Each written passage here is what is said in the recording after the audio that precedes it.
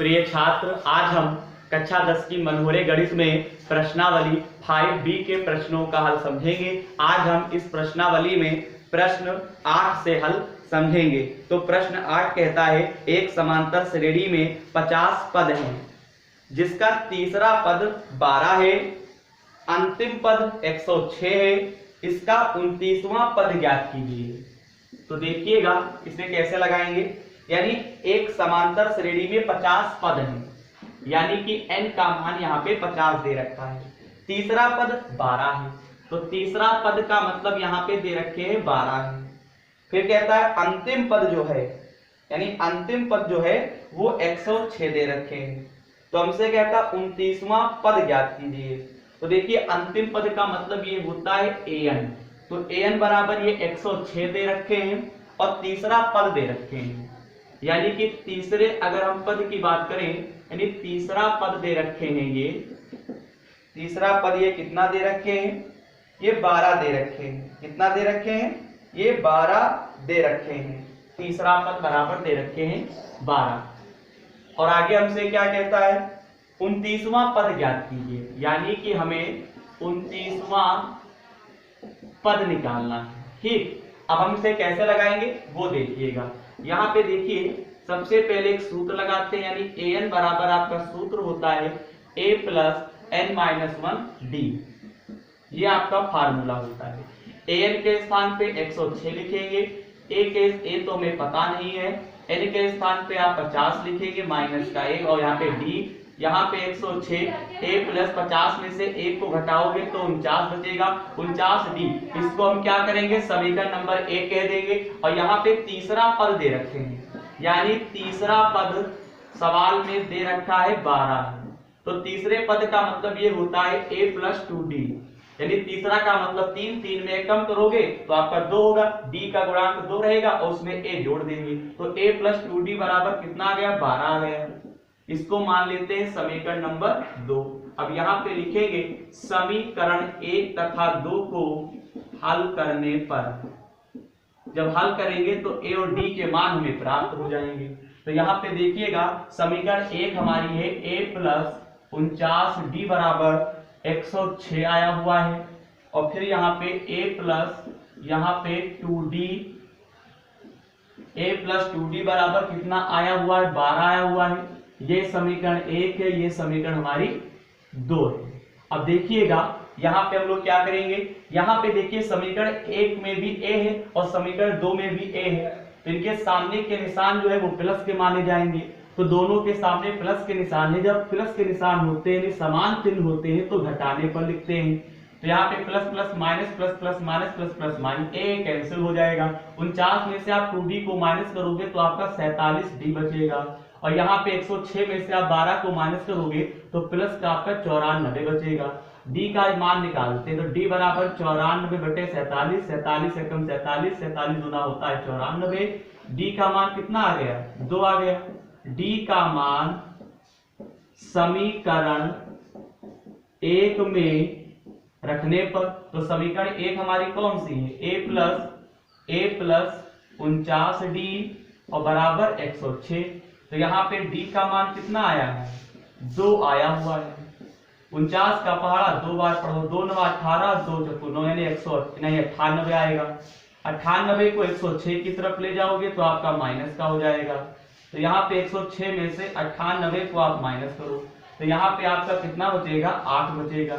यानी a का मान हमें 8 प्राप्त हुआ है और d का मान हमें 2 प्राप्त हुआ है, जब हमने समीकरण 1 और 2 को हमने हल किया है। हमें 29वां पद निकालना था। क्या निकालना था, 29वां पद निकालना था। ठीक, तो 29वां पद निकालते हैं। तो यहाँ पे लिखेंगे 29वां पद बराबर, 29 का मतलब 29 में कम करोगे तो 28, d के गुणांक में 28 लिख देंगे, a तो जोड़ने होता है। अब a के स्थान पे आप 8 लिखेंगे और d के स्थान पे कितना रखेंगे, 2 लिखेंगे। यहाँ पे आप 8 लिखेंगे, 28 का पहाड़ा 2 बार तो 56 हो गया, 56 में 8 को जोड़ेंगे तो आपका 64 आ जाएगा। इस प्रकार से 29वां पद जो होगा वो 64 होगा। इस प्रकार से सवाल नंबर 8 का भी हल कंप्लीट हुआ है। अब हम लोग सवाल नंबर 9 का एक खंड देखेंगे। सवाल नंबर 9 का एक खंड देखिए किस प्रकार से लगाया जाएगा। यहां पे दे रखे हैं, सबसे पहले सवाल पढ़ते हैं। कहता है क्या समांतर श्रेणी 11, 8, 5, 2 का एक पद -150 है? क्यों? हमें पता करना है कि एक पद जो है -150 इस श्रेणी का है कि नहीं है। तो देखिएगा यहां पे लिखेंगे दी गई श्रेणी, सबसे पहले लिखते हैं दी गई श्रेणी। तो यहाँ पे हमें श्रेणी क्या दे रखे हैं, हम लोग वो देखते हैं। श्रेणी दे रखे हैं 11, 8, फिर दे रखे हैं 5, 2 डॉट डॉट डॉट, और फिर ये दे रखे हैं माइनस का 150। हमें पता करना है -150 इस श्रेणी का पद है कि नहीं है। तो यहाँ पे देखिए a का मान 11 हो गया, क्योंकि श्रेणी का पहला वाला पद प्रथम पद होता है। सर्वांतर निकालने के लिए श्रेणी के दूसरे वाले पद में से पहला वाला पद माइनस किया जाता है। 11 में से 8 को माइनस करोगे तो माइनस का 3 बचेगा, और यहाँ पे अंत में 150 दे रखा है, तो अंतिम पद को हम an कह देंगे, यानी an बराबर 150 हो गया। अब हम लोग क्या करेंगे, सूत्र लगा देंगे। an बराबर लिखेंगे a प्लस n-1d। an के स्थान पे हम 150 लिखेंगे, a के स्थान पे आप क्या लिखेंगे, 11 लिखेंगे, n-1d के स्थान पे हम लोग क्या लिखेंगे, माइनस का 3 लिखेंगे। माइनस का 150, यहाँ पे 11 प्लस माइनस माइनस, और यहाँ पे लिखेंगे 3n, और यहाँ पे आपका प्लस का 3 हो गया। या फिर एक काम करो, सही तब भी है, यहाँ पे प्लस माइनस माइनस हो गया, और यहाँ पे 3n कर देंगे, और यहाँ पे जब माइनस करोगे इसको प्लस कर देगा, 3 एकम 3 हो गया। और यहाँ पे देखिएगा 150, 11 और 3 कितने होते हैं, 14 होते हैं। अब यहाँ पे 3n को 150 की तरफ लाएंगे तो आपका प्लस हो गया, और 150 को हम 14 की तरफ ले जाएंगे तो आपका प्लस का तब भी हो गया, यानी कि 3n बराबर यहाँ पे बनेगा, 3n बराबर आपका ये बन गया 164। 3n बराबर कितना बन गया, 164 बन गया। यानी n का मान अगर निकालो तो 164/3 आ जाएगा। 3 से 164 जो है विभाज्य नहीं है, तो यहाँ पे लिखेंगे, यहाँ पे आपको हिंदी लिखना होगा, क्योंकि हमें पता करना था कि एक पद -150 इस श्रेणी का है कि नहीं है। तो यहाँ पे लिखेंगे n का मान जो है पूर्ण संख्या में ज्ञात नहीं हुआ है। यहाँ पे लिखेंगे अतः n का मान पूर्ण संख्या में, n का मान पूर्ण संख्या में ज्ञात नहीं हुआ है। अतः n का मान पूर्ण संख्या में ज्ञात नहीं हुआ है, इसलिए अतः n का मान पूर्ण संख्या में ज्ञात नहीं हुआ है, इसलिए यहाँ पे कह सकते हैं, इसलिए -150 दी गई श्रेणी का कोई पद नहीं है।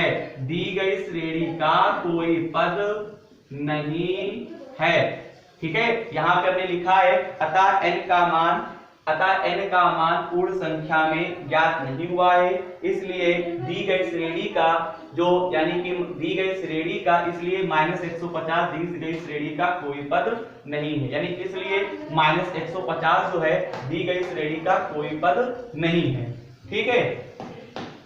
n का मान एक पूर्ण संख्या में, यह बिंदु ज्यादा बेहतर रहेगा, ठीक है। इस प्रकार से सवाल नंबर 9 का जो आपका एक खंड था उसका भी हल जो है कंप्लीट हुआ है, ठीक है। अब चलिए सवाल नंबर 9 का बी खंड देखते हैं कि इसका हल किस प्रकार से होगा।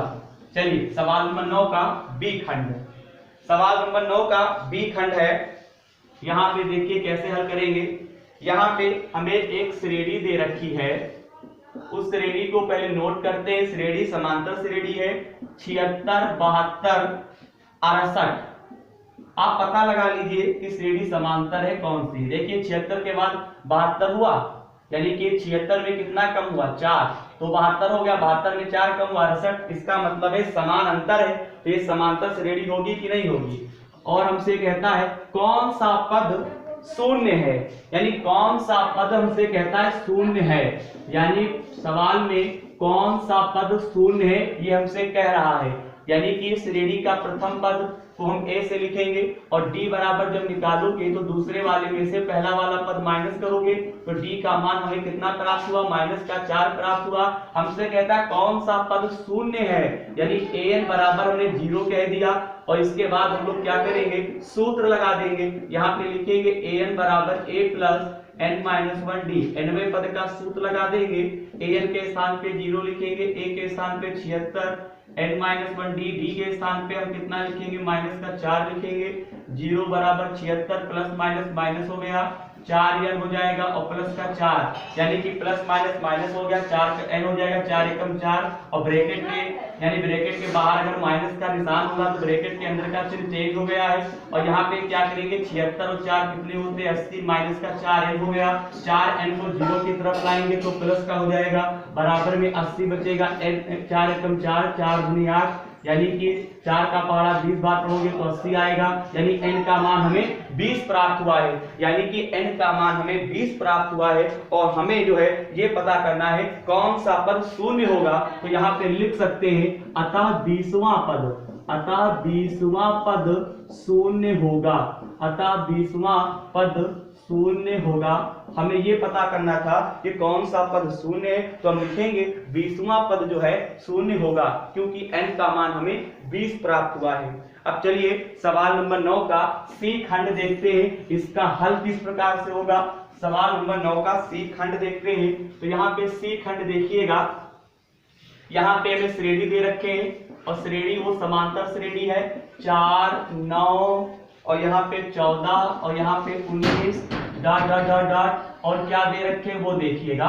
और हमें दे रखे कौन सा पद 104 है, यानी कौन सा पद 104 है, यानी कि कौन सा पद यहाँ पे 104 है, कौन सा पद 104 है, हमें ये पता करना है। तो कौन सा पद 104 है, यानी सबसे पहले a बराबर आप 4 लिख लेंगे, श्रेणी का प्रथम पद a होता है, सर्वांतर निकालेंगे, दूसरे वाले में से पहला वाला पद माइनस करोगे तो यहाँ पे हमें d का मान 5 प्राप्त हुआ है। कौन सा पद, यानी कि n बराबर क्या लिखेंगे, क्वेश्चन मार्क, कौन सा पद कह रहा, तो n का मान क्वेश्चन मार्क हो गया। कौन सा पद 104 है, इसका मतलब ये हुआ an का मान यहाँ पे दे रखे हैं 104। कौन सा पद 104 है, जो पद दे रखा है, कौन सा पद जिसमें कौन सा पद लिखा हुआ है उसको an से नोट करेंगे, यानी an बराबर 104 हो गया और पद हमें यहाँ पे निकालना है।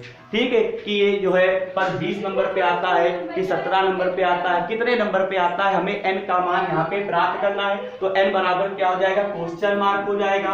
अब यहाँ पे लिखेंगे सूत्र, तो हमारा सूत्र होता है an बराबर a प्लस n-1d और यहाँ पे an के स्थान पे 104 लिखेंगे, a के स्थान पे आपको 4 लिखना पड़ेगा क्योंकि a का मान 4 दे रखे, यहाँ पे n-1 यहाँ पे आपका 5 हो जाएगा। यहाँ पे 104 बराबर 4 प्लस यहाँ पे 5 n, 5 एकम 5। आगे देखिएगा यहाँ पे हम लिखेंगे 104, 5 में से 4 को माइनस करोगे तो आपका माइनस का 1 बचेगा, 1 को हम 104 की तरफ लाएंगे तो प्लस का हो गया। यहाँ पे 5 n बराबर आपका 105 हो गया, 5 एकम 5, 5 दूनी 10 यानी n का मान हमें 21 प्राप्त हुआ, यानी n का मान हमें 21 प्राप्त हुआ, यानी कि 21वां पद जो होगा वो हमारा 104 होगा। अतः 21वां पद 104 होगा। ये हम क्या कर सकते हैं, लिख सकते हैं 21वां पद जो होगा वो 104 होगा और हमें यही पता करना था।